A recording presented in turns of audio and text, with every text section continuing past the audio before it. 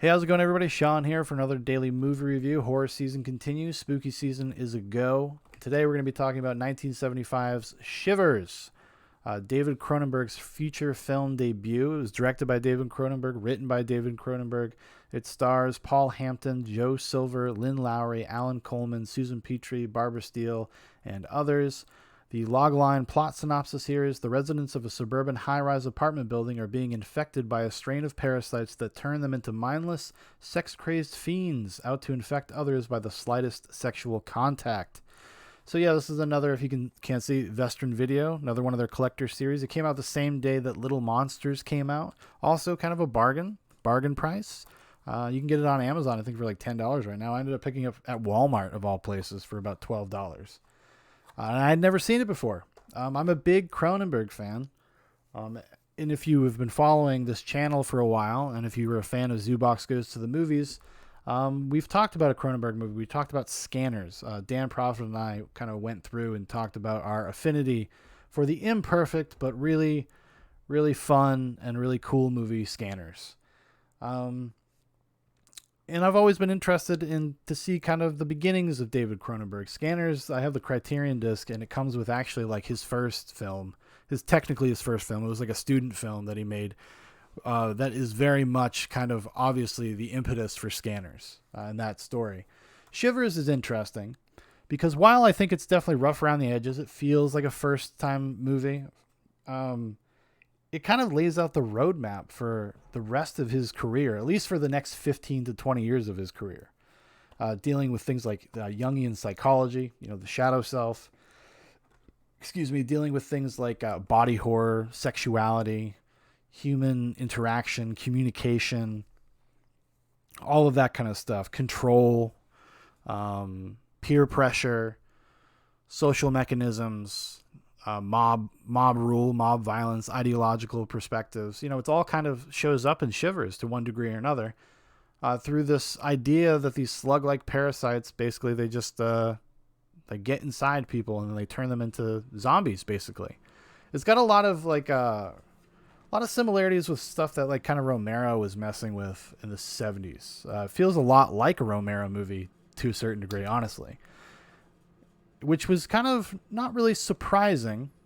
Only surprising in the sense that, as Cronenberg's career goes, he ends up being a very, very different kind of director than Romero, even though they're both kind of genre brethren. He's a much more different kind of director. He's very like intellectual, almost kind of cold, distant, a lot of his films. Shivers definitely has that same feel. And especially because a lot of the characters are not super likable. It's more about the ideas. I wouldn't even say they're very even well etched particularly. Like, you just kind of have your antagonist and your kind of very basic hero guy protagonist. He's a doctor that is kind of slowly discovering what's going on in this apartment building, as the story goes, until he's confronted at the end with the final horrors and almost, and then has to confront the mob himself and be taken over. This man of science, he's kind of going to get completely bushwhacked into becoming this primal thing. Because at the end of the day, that's what the parasites do. They just boil down a human person to one of its most base desires, which is, sex. In the same way that, Romero's zombies, when you become a zombie, all you want to do is eat brains. You become a person of singular purpose, and that's all over Shivers. And that's probably what makes it the most creepy thing about it, is because it's messing with perceptions of sexuality. There's like overtures of incest, and there's a lot of homoerotic stuff, which for at the time was probably very provocative, very shocking. 1975, not exactly stuff that was in like a lot of mainstream releases. Not to say that Shivers was probably the most widely distributed movie ever, but that's neither here nor there, I guess. So yeah, I can understand it kind of working on people in different ways, probably in ways that I would imagine Cronenberg intended. He wants to kind of unsettle you. He wants to make you feel uncomfortable with even the idea of kind of primal sexual urges. That's certainly what is being explored here. There's some very, very disturbing scenes especially between there's like the guy who's kind of the main slug daddy. He's kind of they're kind of birthing out of him. It's very like disturbing and creepy, but there's this scene where he's obviously trying to infect his wife, and there's basically the beginning of like a sexual assault, a rape. It's incredibly disturbing, and the actors have this weird cold distance to them, which part of that is, their performance abilities. I think, they're not A celebrities, they're not A actors. A lot of these are kind of just independent working Canadian actors. Canadian film. Cronenberg's a Canadian man. But it added this layer, this really oddness to everything. Just the performances on their own. And in that scene in particular, it's almost like hard to watch, honestly. So I think, Cronenberg achieves what he's trying to achieve. A lot of people probably know Shivers because it ends in this really kind of insane way. The last 15 minutes of the movie, Shivers just goes completely, off the rails. Not in a way that I feel like is unearned or anything, or it gets contrived or ridiculous. It just gets really, really heightened and really, really intense very quickly, because most of the movie is spent as kind of a mystery slow burn. And it gives you this big, big dramatic payoff where, the guy gets thrown into a pool, and then there's just hordes of people from the apartment building all kind of converging down onto the pool and just attacking this dude and trying to kiss him. It's very, very, it's very disturbing. It's very intense. The guy or the main protagonist, what's his name? The actor's name is Paul Hampton. And he shows up in other things. I think he's a singer. But he shows up as an actor in a few other things, most notably Babylon 5. He plays the senator. Yeah. That's where he's at, because Babylon 5, I believe, is a Canadian show. But yeah, he gives a very kind of almost bad performance. He just doesn't emote very well. I even kind of made a joke about it on Twitter. I'm like, man, nothing gets under this dude's skin. He can only look mildly concerned, even when he has to beat somebody to death with a crowbar. The most he can muster is like mild concern and a little bit of sweat on his brow. He's a very serious man. Very serious. Scientist, doctor man. You know how it is. You know how those people are. Come on. Not going to be shocked by anything. Yeah. I would say it's more interesting as kind of a historical artifact than actually like being a good movie. Like, it's not something, if I were to talk to people about Cronenberg, that I would recommend that they check out. I'd probably go with the classics. I'd probably say like, oh, go check out The Fly or Videodrome. If you want to go for an earlier Cronenberg movie, I think it's 1979 or 1980. I would say The Brood is an excellent Cronenberg movie. In fact, I would say The Brood is probably the first Cronenberg movie that feels like a fully formed Cronenberg movie. Like, he had done a few movies. He does Shivers. He does this movie called Rabid.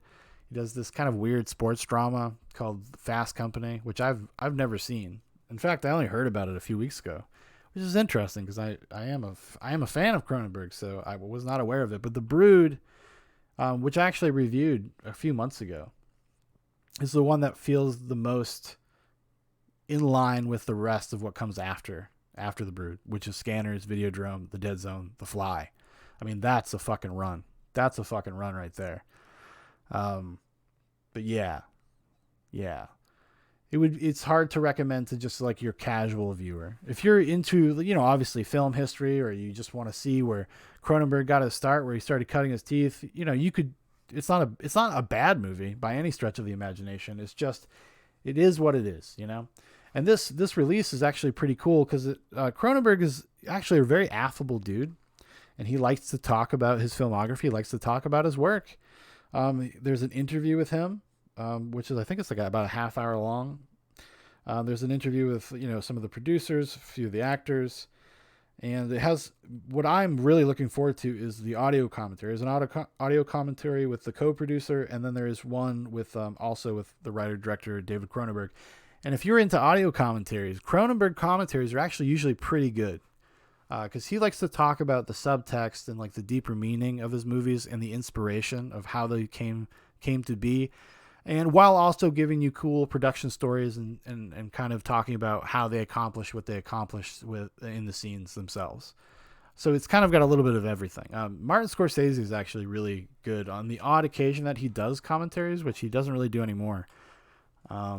It's one of my favorite Scorsese commentaries is for a weird movie. It's for Gangs of New York, which is one of my least favorite Scorsese flicks, but the audio commentary on Gangs of New York is incredibly insightful and revelatory, and it's cool to kind of get in his head, and he talks deeply about the process and why he made the decisions he did. So that was cool. Cronenberg, a lot like that. You know, his Videodrome commentary is great. I think I've seen one for The Fly as well. I think listened to rather, The Fly commentary. That's also very good. So yeah,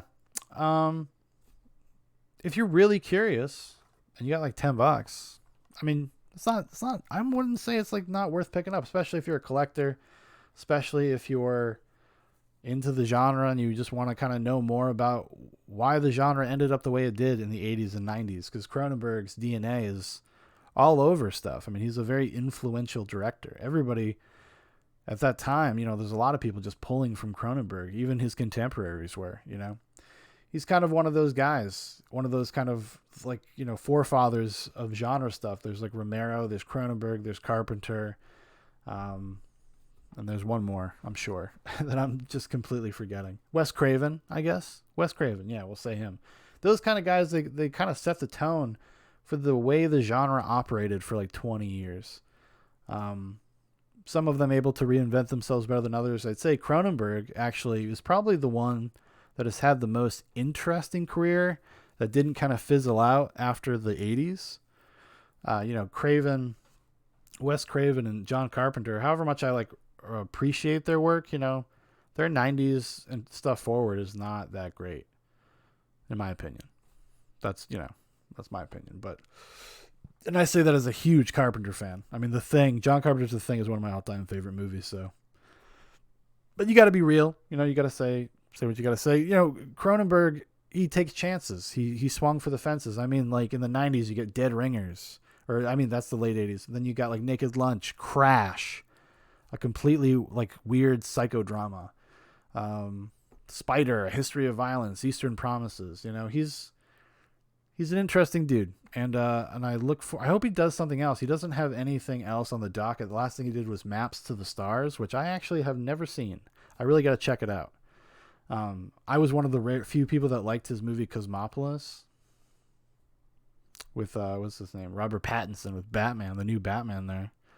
So yeah, like I said, can't recommend it to everybody, but for people that are already into this stuff and maybe are just curious, it's got a lot of cool stuff working in it. There's cool elements to it. I don't know if it just comes together in the most like satisfying way.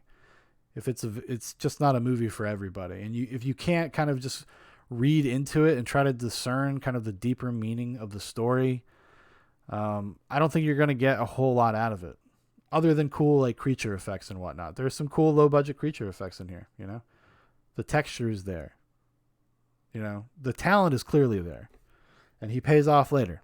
There's just better examples of his skills as a director, even in his earlier days. Like I said, I would start with The Brood. When I talk to people about Cronenberg, I know a lot of people probably say Rabid. I think Rabid's okay. I think The Brood is really where you get like the first real like Cronenberg movie, you know. All right, everybody. Well, that's going to do it for me today. Thank you for watching. Thank you for listening. If you'd like to know more about Zoobox, there's a bunch of links in the description for Facebook, for Instagram, for my personal Twitter, also Dan's Twitter. If you would like to make a recommendation for one of these daily videos, throw it in the comments and we'll put it on the list. All right, everybody. You have a great one.